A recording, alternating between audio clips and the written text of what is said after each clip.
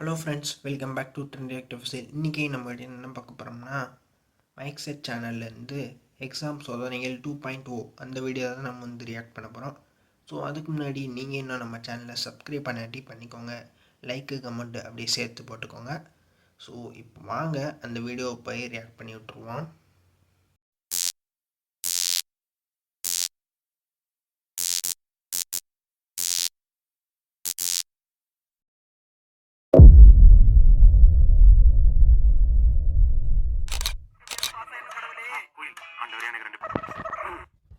So இப்படி தான் எல்லாருமே லாஸ்ட் நிமிஷத்தில் படிச்சுக்கிட்டு இருப்பான் மும்முரமாக. எக்ஸாமுக்கு ஒரு கொஞ்ச நேரத்துக்கு முன்னாடி கூட வெட்டி கதையில் பேசிக்கிட்டு வந்திருப்பான். ஸோ எக்ஸாமு ஸ்டார்ட் ஆக போது உள்ளே போய் எக்ஸாம் ஹாலில் உட்காருங்க அப்படின்னு சொன்னதுக்கப்புறம் தான் இம்பார்ட்டன்ட் கொஸ்டின் அது எதுவும் படிப்பான். பார்த்தா ஃபுல்லாக மொத்தம் படித்த அப்புறம் மறந்து போயிடும். ஸோ அதுதான் செம்ம காமெடி. அப்படியே எடுத்து வச்சுருக்காங்க கரெக்டாக, சூப்பராகவே இருக்குது. ஐயோ, இந்த எக்ஸாம் ஹாலில் ஃபஸ்ட்டு பெஞ்ச் உட்கார்றதாங்க கொடூரமான கொடுமை. ஆமாம், எக்ஸாம் ஹாலில் ஃபஸ்ட்டு பெஞ்ச் உட்காந்தோன்னு வைங்க, ஒன்றுமே பண்ண முடியாது. பாவமாக இருப்பாங்க ஃபஸ்ட்டு பெஞ்சு போகிறோம். ஸோ சொல்லப்போனால் எக்ஸாம் ஹாலில் நானே ஃபஸ்ட்டு பெஞ்சில் தான் உட்காருவேன். ஏன்னா என்னோடய பேர் எச்சில் ஆரம்பிக்கிறனால நானே ஃபஸ்ட்டு பெஞ்சில் தான் உட்காருவேன். ஸோ அதுதான் சங்கட்டமான இது. எல்லாரும் லாஸ்ட் பெஞ்சில் போய் உட்காந்துட்டு ஃபஸ்ட்டு பெஞ்சுக்காரங்களை பார்த்து சிரிப்பாங்க. இந்த இப்போ மைக் செட் அண்ணனை பார்த்து சிரிக்கிற மாதிரி, ஸ்ரீராம் அண்ணனை பார்த்து இப்போ சிரிக்கிறாங்க இல்லை மற்ற அன்னைங்க, அந்த மாதிரி ஃபஸ்ட்டு பெஞ்சுக்காரங்களை வரும் சிரிப்பாங்க விழுந்து விழுந்து. என்ன பண்ணுறது, வேறு வழி இல்லாமல் போய் உட்காந்துட்டு வருவோம். பின்னாடிலாம் நல்லா பார்த்து எழுதிக்கிட்டு இருப்பாங்க. ஃபஸ்ட்டு பெஞ்சுக்காரங்க ரொம்ப பாவம், என்ன பண்ணுறேன் திண்டாடிக்கிட்டு இருப்பாங்க எக்ஸாமில். செம காமெடி அதெல்லாம் நினச்சி பார்க்கல.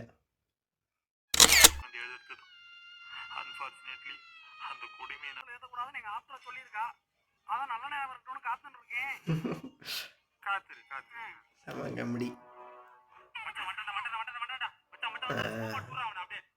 இது ஒரு முக்கியமான இதுங்க. எக்ஸாம் எப்போ எழுதிட்டு இருக்கோமோ அப்போ தான் நம்ம மூளையெல்லாம் நம்ம விளையாண்ட கேம்ஸு, நம்ம கேட்ட பாட்டு, பார்த்த படங்கள் எல்லாமே அந்த ஞாபகத்துக்கு வந்துக்கிட்டு இருக்கோம். அதான் அப்போ தான் பாட்டே கம்போஸ் பண்ணிக்கிட்டு இருக்கோம் நம்ம மைண்டு. எக்ஸாம் எழுதிக்கிட்டு இருக்கையில் கொஸ்டினுக்கு ஆன்சர் சொல்லுடான்னா அதை சொல்லாது, பாட்டை கம்போஸ் பண்ணி விடும்.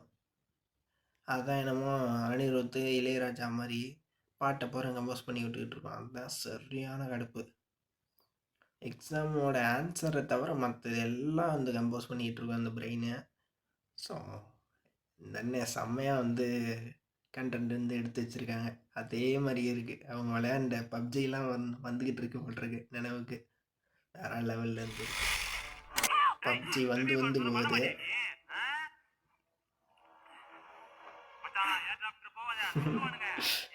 பப்ஜி போகுது. தனுஷ் படம் மாதிரி இருக்கு, அதே இதை பண்ணுறாங்க.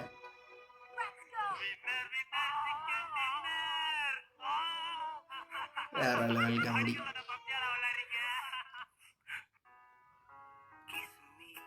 ஐயோ, இது ஒரு சரியான கொடுமைங்க. எக்ஸாம்பிளில் டீச்சருக்கு மட்டும் டீயும் வடையும் இல்லைன்னா ஏதாவது சாப்பிட கொடுத்துருவாங்க. மற்ற பசங்கள்லாம் கஷ்டப்பட்டு எக்ஸாம் உட்காந்து எழுதி பசியோடு உட்காந்து எழுதிக்கிட்டு இருப்பான். டீச்சர் சவுடாலமாக உட்காந்துக்கிட்டு சாப்பிட்டுக்கிட்டு இருப்பேன். அதுதான் கடுப்பு. அதுவும் வெளியே போய் கூட சாப்பிட்றதில்ல. ஒரு சில டீச்சர்ஸ் வெளியே போய் சாப்பிட்ருவாங்க. ஒரு சில டீச்சர்ஸ் அப்படியே நடுவில் சேரை போட்டு உட்காந்துட்டு அப்படியே வச்சு சாப்பிட்டுக்கிட்டு இருப்பேன். எங்களுக்கு எக்ஸாமை கவனிக்கிறதா இல்லை இந்த வடையை கவனிக்கிறதானே இதாக இருக்கும், குழப்பமாக இருக்கும். ஸோ செம காமெடிங்க. சில டீச்சர்ஸ் வேணுமா அப்படின்னு கேட்பாங்க, பாதி சாப்பிட்டுட்டு விட்டுருவான். சில டீச்சர்ஸ்லாம் கேட்கவே மாட்டாங்க, தன்னந்தனியாக வச்சு சாப்பிட்டுக்கிட்டு போயிட்டே இருப்பாங்க. ஸோ அதுதான் கடுப்பு. இவ்வளோ கஷ்டப்பட்டு எழுதுகிறோமே, எங்களுக்கு ஒரு டீ வடையும் கொடுத்தா நல்லாயிருக்கும், ஆனால் கொடுக்க மாட்டாங்க. அதுதான் சங்கட்டமான.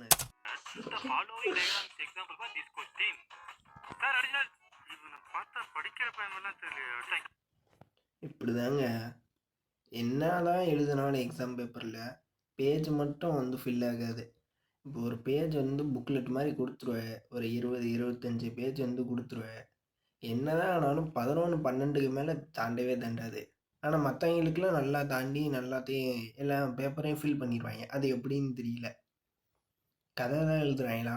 இல்ல உண்மையாவே ஆன்சர் படிச்சு எழுதுறாய்ங்களான்னு தான் தெரியல. ஸோ வேற லெவல் காமெடி.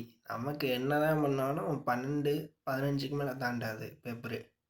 ஸோ இவங்கலாம் நல்லா வந்து பேப்பரை திட்டி திட்டி எழுதிட்டு இருப்பாய்ங்க.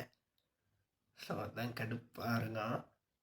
எல்லா கன்டென்ட்டையுமே வந்து சூப்பரா வந்து இந்த அண்ணன் எடுத்து வச்சிருக்காங்க. உண்மையா நடக்கிற கன்டென்ட்டை அப்படியே எடுத்து வச்சிருக்க. வேற லெவல். ஃபாண்ட் சைஸ் இன்க்ரீஸ் பண்ணி எழுதுற தலைவன். வேற லெவல்ல. அவ்வளோதான். டயக்ராமுக்கே ஒரு பேஜுக்கு போயிடும். வேற லெவல்.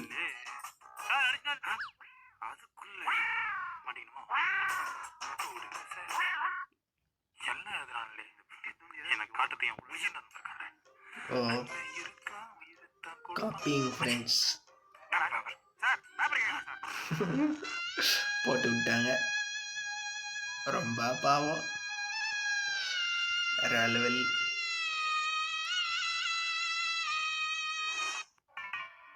உனக்காக உயிரே கொடுக்க சொல்ற ஃப்ரெண்ட் கூட நம்பு. ஆனா எக்ஸாம் பண்ண காட்டுன்னு சொல்ற ஃப்ரெண்ட் மட்டும் கரெக்ட். நம்பவே நம்பாத. கரெக்ட்.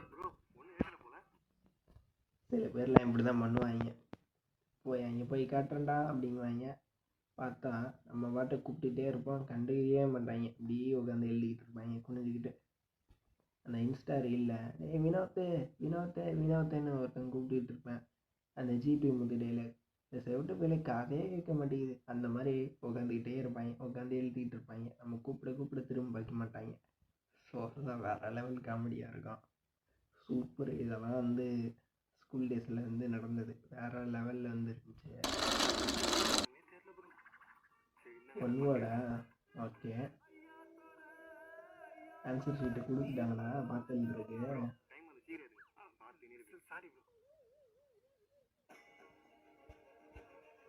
எல்லாம் விறுவிறுன்னு எழுதிக்கிட்டு இருக்காங்க.